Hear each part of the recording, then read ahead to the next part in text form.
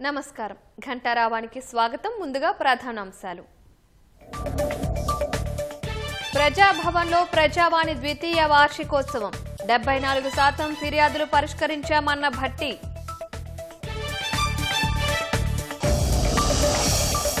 DGP ఎదుట లొంగిపోయిన 41 మంది నక్సల్స్ ఈ ఏడాదిలో జనజీవనంలోకి 509 మంది మావోయిస్టులు పబ్లిక్ సర్వీస్ కమిషన్ ద్వారా పారదర్శకంగా ఉద్యోగాల భర్తీ అభ్యర్థుల నిజాయితీ సమగ్రతకు ప్రాధాన్యం ఇవ్వాలన్న రాష్ట్రపతి భారత్ చైనా మధ్య భారీగా పెరుగుతోన్న వాణిజ్య అంతరం వాణిజ్య లోటును తగ్గించేందుకు చర్యలు చేపట్టినట్లు కేంద్రం ప్రకటన గ్రీన్ కార్డు లాటరీ కార్యక్రమాన్ని నిలిపివేసిన ట్రంప్ బ్రౌన్ యూనివర్సిటీలో కాల్పుల నేపథ్యంలో నిర్ణయం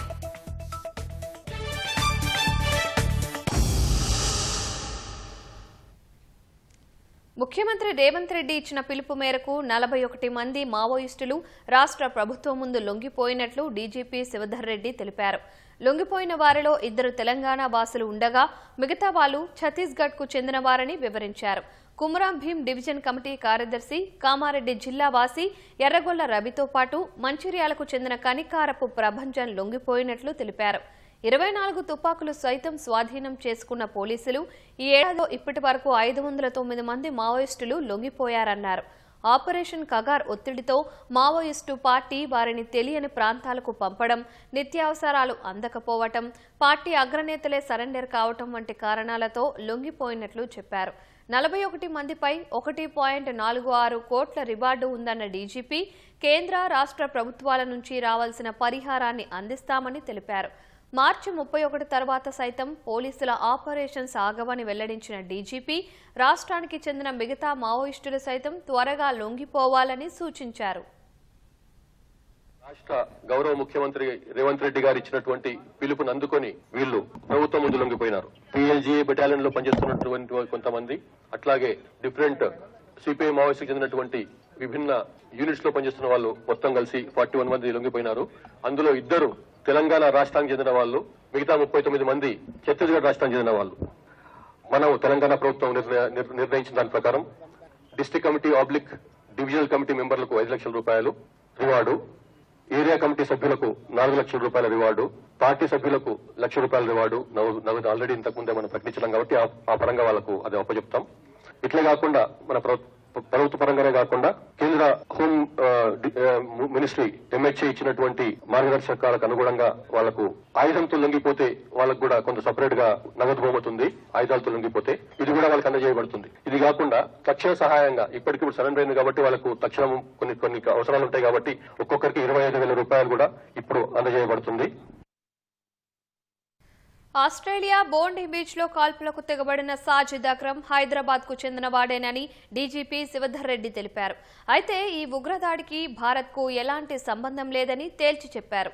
1998లో ఆస్ట్రేలియా వెళ్లిన అక్రమ్ 27 ఏళ్లలో కేవలం 6 సార్లు మాత్రమే భారత్ కు వచ్చినట్లు వివరించారు. చివరిగా 2022లో తన తల్లి సోదరిని చూసేందుకు వచ్చినట్లు తెలిపారు.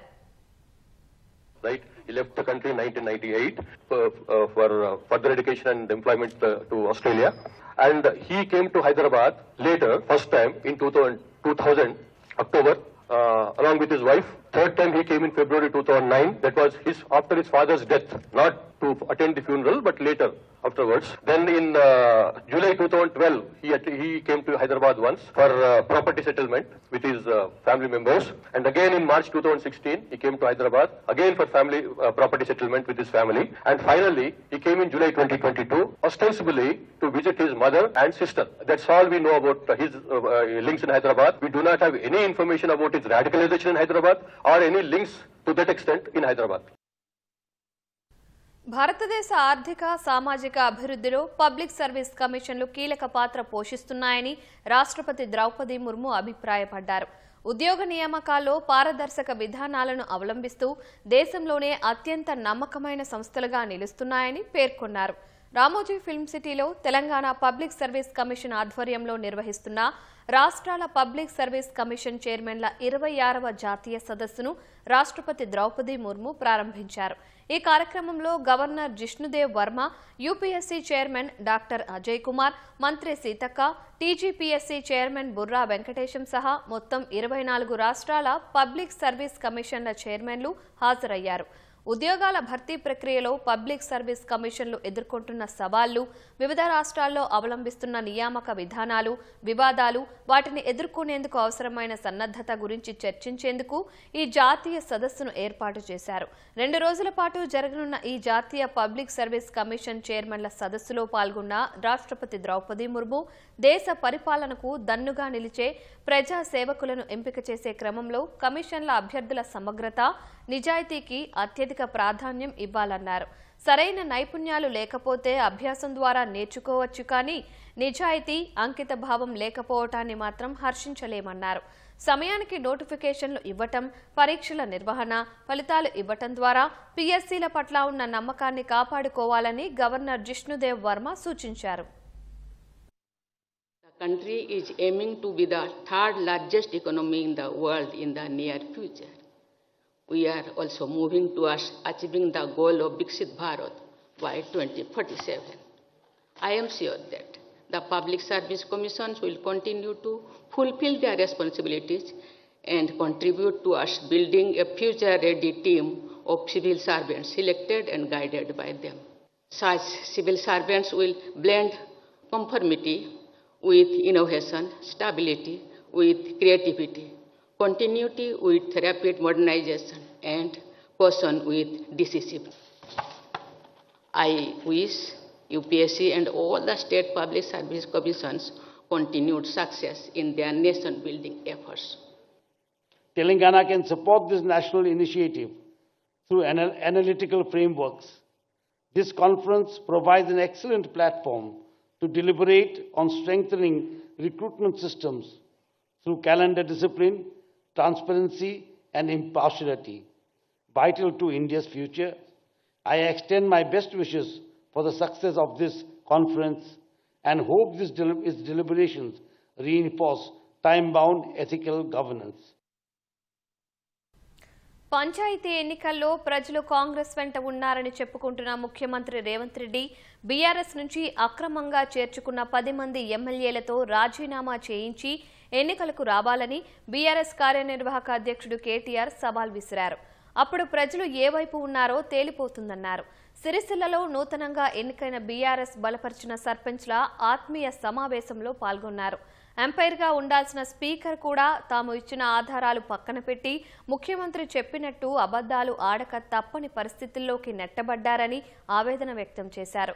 రైతులను, మహిళలను, బీసీలను మోసం చేసినందుకే పంచాయతీ ఎన్నికల్లో ప్రజలు కాంగ్రెస్కు కర్రు కాల్చి వాత పెట్టారని కేటీఆర్ అన్నారు.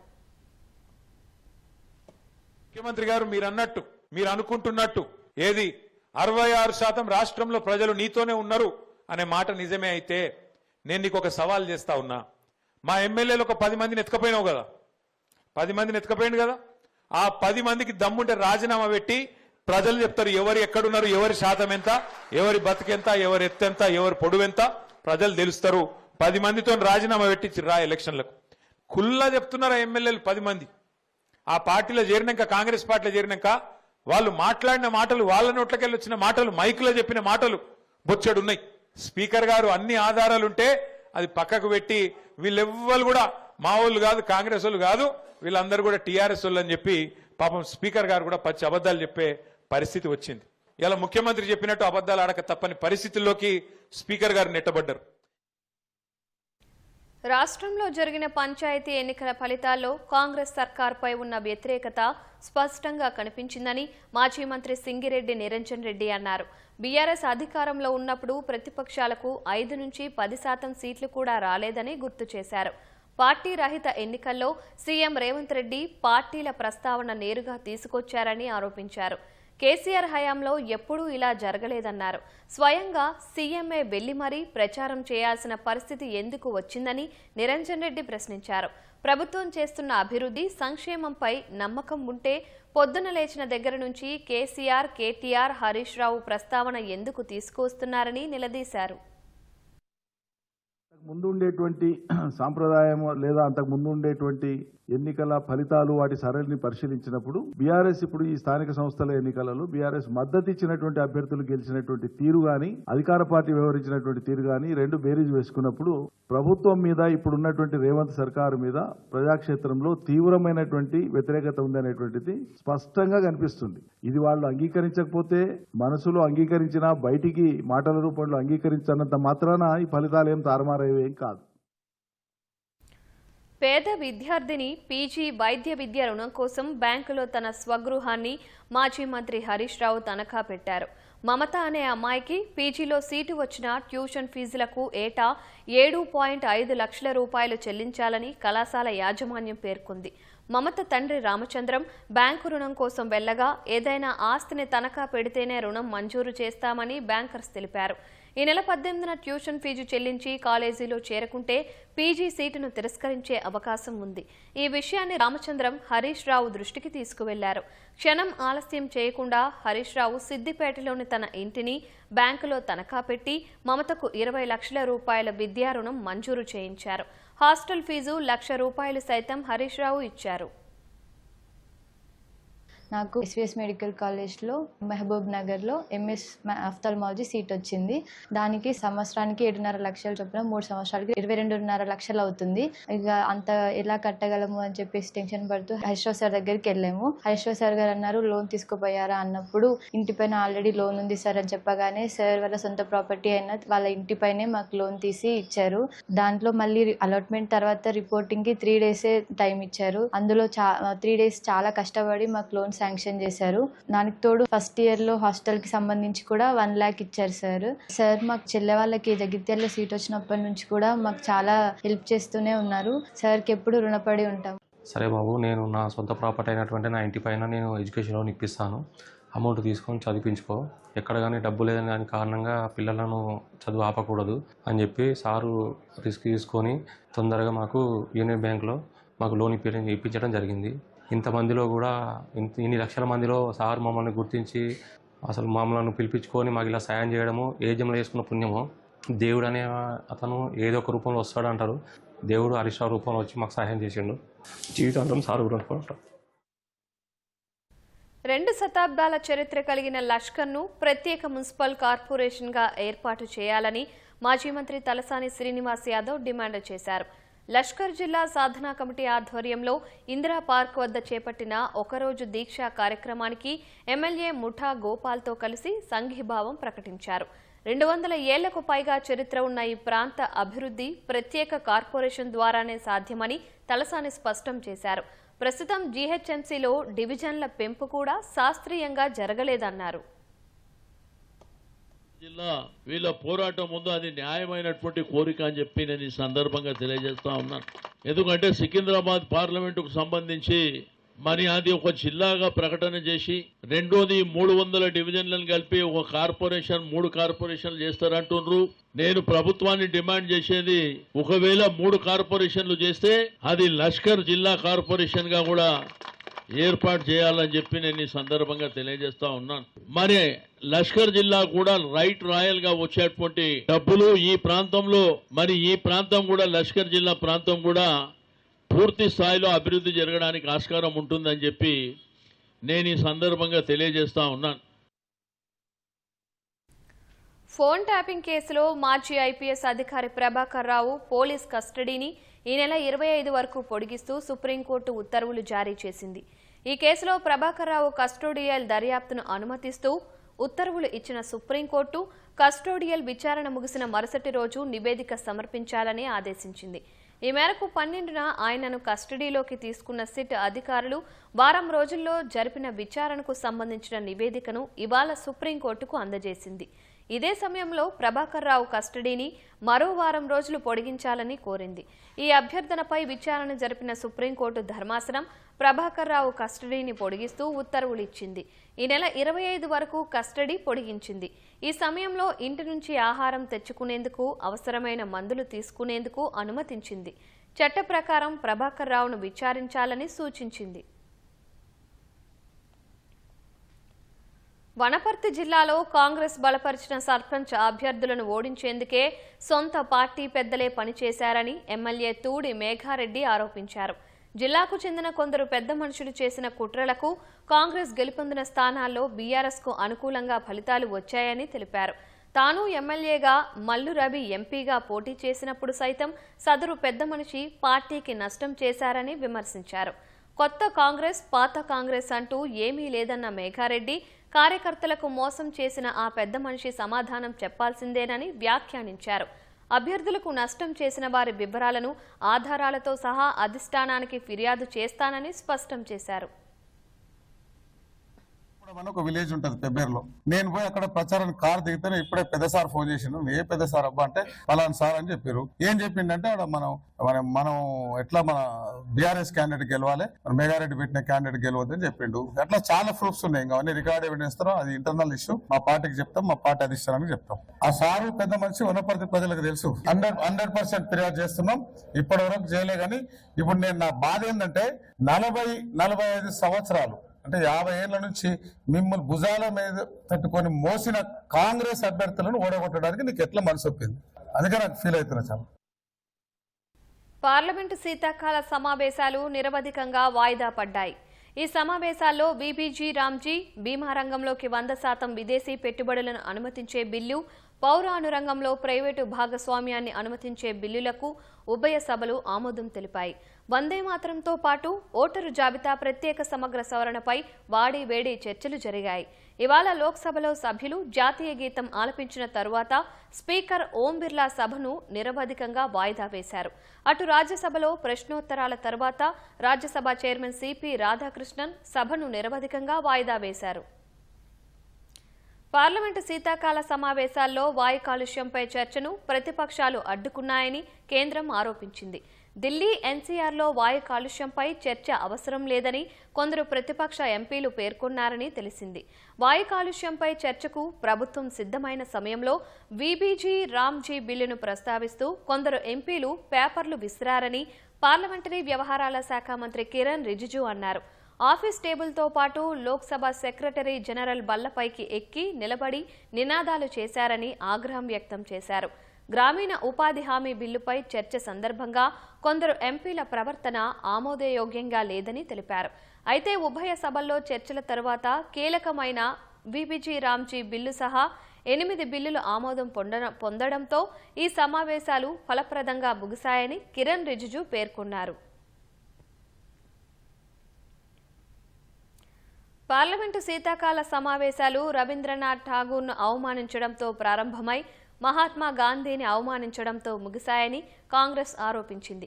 వందే మాతరంపై చర్చ సమయంలో రవీంద్రనాథ్ ఠాగూర్ను కేంద్రం అవమానించిందని, బీబీజీ రామ్జీ బిల్లుతో మహాత్మా గాంధీ పేరును తొలగించి ఆయన్ను అవమానించిందని కాంగ్రెస్ సీనియర్ నేత జైరాం రమేష్ ఆరోపించారు. ఢిల్లీలో వాయు కాలుష్యంపై చర్చకు తమ పార్టీ సిద్ధంగా ఉన్నా ప్రభుత్వం పలాయనం చిత్తగించిందని అన్నారు. మొత్తం 14 బిల్లులను శీతాకాల సమావేశాల్లో చర్చకు తీసుకుంటామని కేంద్రం తమకు చెప్పిందన్న ఆయన, అందులో మణిపూర్తో పాటు అనుబంధ నిధుల కేటాయింపులకు సంబంధించిన 2 బిల్లులు ఉన్నట్టు తెలిపారు. ఆ 2 బిల్లులు మినహా మిగతా 12 బిల్లుల్లో 5ంటిని కేంద్రం ప్రవేశపెట్టలేదని జైరాం రమేష్ వెల్లడించారు. తమకు సమాచారం ఇచ్చి ఇలా బిల్లులు ప్రవేశపెట్టకపోవడమేంటని జైరాం రమేష్ ప్రశ్నించారు. పార్లమెంటు శీతాకాల సమావేశాలు నిరవధిక వాయిదా తర్వాత స్పీకర్ ఓం బిర్లా ఎంపీలకు తేనేటి విందు ఇచ్చారు. ఇందులో ప్రధాని నరేంద్ర మోదీ, కాంగ్రెస్ ఎంపీ ప్రియాంక గాంధీ, కేంద్ర మంత్రులు రాజ్నాథ్ సింగ్, రామ్మోహన్ నాయుడు, పలువురు అఖిలపక్ష ఎంపీలు పాల్గొన్నారు. ఈ సమావేశంలో ప్రియాంక నియోజకవర్గం వాయనాడ్ గురించి ప్రధాని మోదీ చర్చించినట్లు తెలుస్తోంది. ఈ సందర్భంగా మాట్లాడిన ప్రియాంక వైనాడ్ అడవులలో దొరికే ఓ మూలికను వాడుతున్నానని, దానివల్ల తనకు అలర్జీ సమస్యలు పూర్తిగా నయమయ్యాయని తెలిపారు. బీబీజీ రామ్జీ బిల్లును గురువారం అర్ధరాత్రి ఆమోదించిన విషయంపై అఖిలపక్ష ఎంపీలు ప్రధానితో చర్చించారు. అర్ధరాత్రి చట్టాన్ని ఆమోదించడం ఆదర్శవంతంగా ఉండదని, శీతాకాల సమావేశాలను పొడిగించి ఉండాల్సిందని ప్రధానితో పలువురు ఎంపీలు అన్నారు. అయితే ఈ బిల్లుపై ప్రతిపక్షాలు తరచూ నిరసనలు చేపట్టడం వల్ల పార్లమెంటు సమావేశాల్లో అంతరాలు ఏర్పడ్డాయని ప్రధాని గుర్తు చేశారు. విపక్ష ఎంపీలు బాగా అరిచి గొంతులు అలసిపోవద్దని తాను కోరుకుంటున్నానని మోదీ సరదాగా వ్యాఖ్యానించగా అక్కడి నేతలు చిరునవ్వులు చిందించారు. నౌకలు, ఓడరేవు సముదాయాల భద్రత కోసం bureau of port security BOPS అనే చట్టబద్ధమైన సంస్థను కేంద్ర ప్రభుత్వం ఏర్పాటు చేయనుంది. సైబర్ సెక్యూరిటీపై ప్రత్యేక దృష్టి సారించి భద్రతకు సంబంధించిన సమాచారాన్ని సకాలంలో విశ్లేషించడం, సేకరించడం, పంచుకోవటం వంటివి ఈ సంస్థ నిర్ధారించనుంది. ఓడరేవులు, నౌకల భద్రత కోసం ఒక ప్రత్యేక సంస్థను ఏర్పాటు చేయడానికి కేంద్ర హోంమంత్రి అమిత్ షా ఇవాళ ఢిల్లీలో సమావేశం నిర్వహించారు. ఈ భేటీకి ఓడరేవులు, షిప్పింగ్, జలమార్గాల శాఖ మంత్రి సర్బానంద సోనోవాల్, పౌర విమానయాన శాఖ మంత్రి రామ్మోహన్ నాయుడు హాజరయ్యారు. Bureau of civil aviation security BCAS తరహాలో ఏర్పాటు చేసే బ్యూరో ఆఫ్ పోర్ట్ సెక్యూరిటీకి ఒక డైరెక్టర్ జనరల్ నేతృత్వం వహిస్తారు. ఇది ఓడరేవులు, షిప్పింగ్, జలమార్గాల మంత్రిత్వ శాఖ కింద పనిచేస్తుందని కేంద్రం ఓ ప్రకటనలో పేర్కొంది. BOPSకు IPS అధికారి అధిపతిగా ఉండనున్నారు. ఆన్లైన్ బెట్టింగ్ యాప్ల ప్రమోషన్కు సంబంధించి మనీ లాండరింగ్ కేసులో కీలక పరిణామం చోటు చేసుకుంది. మాజీ క్రికెటర్లు యువరాజ్ సింగ్, రాబిన్ ఊతప్ప ఆస్తులను ఎన్ఫోర్స్మెంట్ డైరెక్టరేట్ ED అటాచ్ చేసినట్లు తెలుస్తోంది. వీరితో పాటు నటులు సోనూ సూద్, నేహా శర్మ, బెంగాలీ నటుడు అంకుష్ హజ్రా ఆస్తులను కూడా అటాచ్ చేసినట్లు సంబంధిత వర్గాలు వెల్లడించాయి. టీఎంసీ మాజీ ఎంపీ మిమీ చక్రవర్తి, నటి ఊర్వశి రౌతేలా, తల్లి మీరా రౌతేలా ఆస్తులను కూడా అటాచ్ చేసినట్లు పేర్కొన్నాయి. యువరాజ్కు చెందిన 2.5 కోట్ల విలువైన ఆస్తులు, రౌతేలా తల్లికి చెందిన 2 కోట్ల 2 లక్షల విలువైన ఆస్తులు, నేహా శర్మకు చెందిన 1,26,00,000, సోనూ సూద్కు చెందిన 1 కోటి విలువైన ఆస్తులు, మిమీ చక్రవర్తికి చెందిన 59 లక్షల విలువైన ఆస్తిని ఈడీ అటాచ్ చేసింది. ఇప్పటికే ఈ కేసులో మాజీ క్రికెటర్లు సురేష్ రైనా, శిఖర్ ధావన్కు చెందిన 11.14 కోట్ల రూపాయల విలువైన ఆస్తులను ఈడీ అటాచ్ చేసింది. భారత్, చైనా మధ్య వాణిజ్య అంతరం భారీగా పెరుగుతోంది. ఈ ఏడాది $106 బిలియన్ చేరుతుందని గ్లోబల్ ట్రేడ్ రీసెర్చ్ ఇనిషియేటివ్ సంస్థ అంచనా వేసింది. భారత్ నుంచి ఎగుమతులు తగ్గడం, చైనా నుంచి దిగుమతులు పెరగడం వల్లే ఈ పరిస్థితి తలెత్తిందని GTRI వెల్లడించింది. ఈ విషయాన్ని అంగీకరించిన కేంద్ర ప్రభుత్వం వాణిజ్య లోటును తగ్గించేందుకు చర్యలు చేపట్టినట్లు ప్రకటించింది. భారత్, చైనా మధ్య వాణిజ్యాంతరం నానాటికి పెరుగుతోంది. ఓవైపు బీజింగ్ నుంచి మన దేశానికి దిగుమతులు భారీగా జరుగుతుంటే, భారత్ నుంచి చైనాకు ఎగుమతులు మాత్రం చాలా తక్కువ స్థాయిలో ఉన్నాయి. ఫలితంగా ఈ ఏడాది చైనాతో భారత వాణిజ్య లోటు $106 బిలియన్ వరకు ఉండొచ్చని global trade research initiative GTRI అంచనా వేసింది. చైనా నుంచి అత్యధికంగా electronics, machinery, organic chemicals, plastic సంబంధ దిగుమతులు పెరుగుతున్నట్లు తెలిపింది. ఈ మేరకు ఓ నివేదిక విడుదల చేసిన GTRI అందులో పలు కీలక అంశాలను ప్రస్తావించింది. నివేదిక ప్రకారం 2021లో భారత్లోకి చైనా దిగుమతుల విలువ $87.7 బిలియన్ ఉండగా గతేడాది $109.6 బిలియన్ పెరిగింది. 2025లో ఆ దిగుమతుల విలువ ఏకంగా $123.5 బిలియన్ ఉండొచ్చని GTRI అంచనా వేసింది. 2021లో చైనాకు భారత్ నుంచి ఎగుమతి చేసిన వస్తువుల విలువ $23 బిలియన్ ఉండగా గతేడాది నాటికి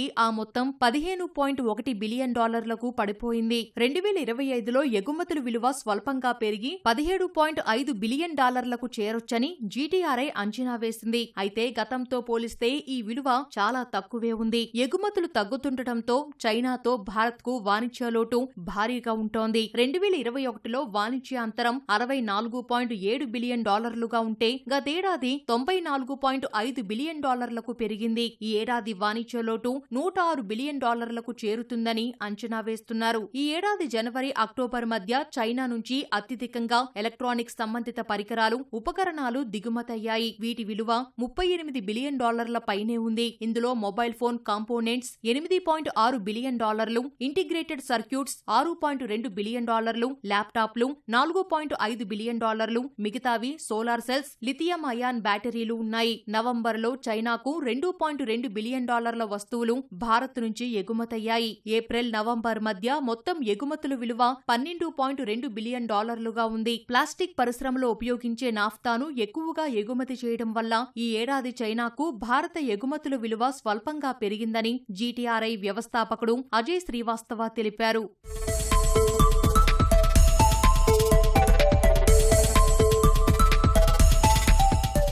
భారత్ చైనా మధ్య వాణిజ్య లోటు పెరగడానికి గల కారణాలను కేంద్ర ప్రభుత్వం ఇటీవల లోక్సభకు వివరించింది. మనం చైనా నుంచి ఎక్కువగా ముడి పదార్థాలను దిగుమతి చేసుకుంటున్నట్లు తెలిపింది. Auto components, electronics, mobile phone విడిభాగాలు, మిషనరీ, వాటి విడిభాగాలు, ఫార్మాస్యూటికల్స్ ముడిసరుకు దిగుమతి చేసుకోవడం వల్లే వాణిజ్యాంతరం ఎక్కువగా ఉందని కేంద్ర వాణిజ్య, పరిశ్రమల శాఖ సహాయ మంత్రి జితిన్ ప్రసాద ఈ నెల 16న లోక్సభకు ఇచ్చిన లిఖితపూర్వక సమాధానంలో పేర్కొన్నారు. అయితే వాణిజ్య లోటు తగ్గించేందుకు అనుసరించాల్సిన వ్యూహాలను ఖరారు చేసేందుకు ఇంటర్ మినిస్టీరియల్ కమిటీని ఏర్పాటు చేసినట్లు వెల్లడించారు.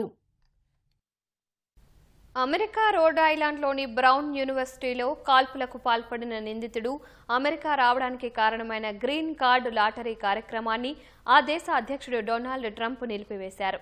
Homeland security secretary Kristi Noem ఈ విషయాన్ని ఎక్స్ మాధ్యమంలో ప్రకటించారు. నిందితుడు క్లాడియో మాన్యువల్ 2017లో diversity lottery immigrant visa program ద్వారా అమెరికాకు వచ్చాడని క్రిస్టీ నోయం తెలిపారు. అతడికి ఆ తర్వాత గ్రీన్ కార్డు మంజూరైందని పేర్కొన్నారు. కరడుగట్టిన ఈ తరహా వ్యక్తులను అమెరికాలోకి ఎప్పటికీ అనుమతించకూడదని తెలిపారు. అధ్యక్షుడు ట్రంప్ ఆదేశాల మేరకు ఈ వినాశకరమైన DB1 కార్యక్రమాన్ని నిలిపివేయాలని USCISను వెంటనే ఆదేశించినట్టు క్రిస్టీ నోయం వెల్లడించారు. డైవర్సిటీ వీసా కార్యక్రమం కింద ఏటా లాటరీ ద్వారా అమెరికాలో 50,000 వరకు గ్రీన్ కార్డులు అందుబాటులో ఉంచుతారు. కాల్పుల ఘటన నేపథ్యంలో గ్రీన్ కార్డు లాటరీ కార్యక్రమాన్ని అధ్యక్షుడు డొనాల్డ్ ట్రంప్ నిలిపివేశారు.